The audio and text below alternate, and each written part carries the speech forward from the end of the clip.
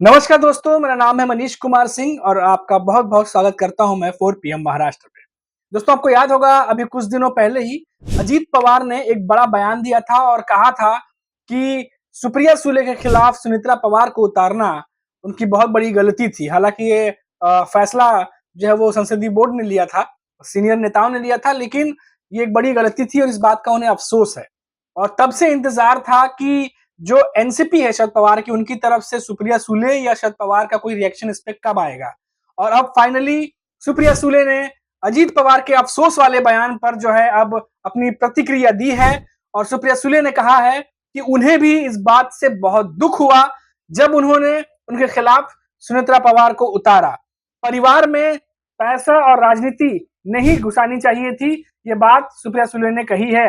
अब देखिए, अजीत पवार ने भी कुछ दिनों पहले ये बात कही थी कि परिवार में राजनीति को नहीं लाना चाहिए था और सुप्रिया सुले के खिलाफ जो है सुनेत्रा पवार को नहीं उतारना चाहिए था।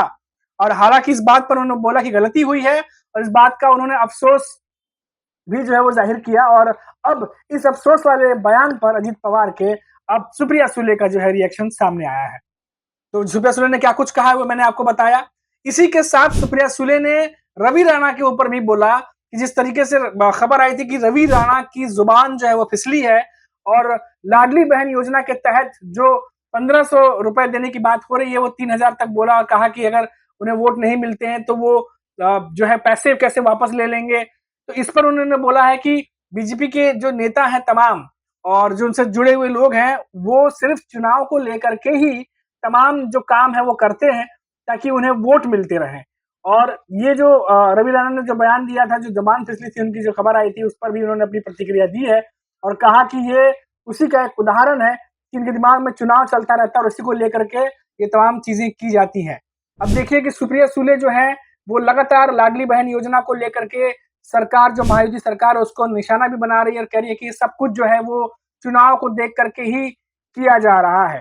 तो ये तमाम रिएक्शन जो है उनकी तरफ से भी सामने आया है। आपको बता दें कि आज मुंबई में वैसे भी एमवीए गठबंधन की तरफ से एक बड़ी जो है वो संबोधन जो है बड़ी एक रैली हो रही है, संबोधन हो रहा है, जहां एमवीए के तमाम बड़े नेता उद्धव ठाकरे, शरद पवार और कांग्रेस के नाना पटोले सभी इकट्ठा हैं। और वहां पे उद्धव ठाकरे ने जो है संबोधित भी किया है, लोगों को संबोधन भी दिया है।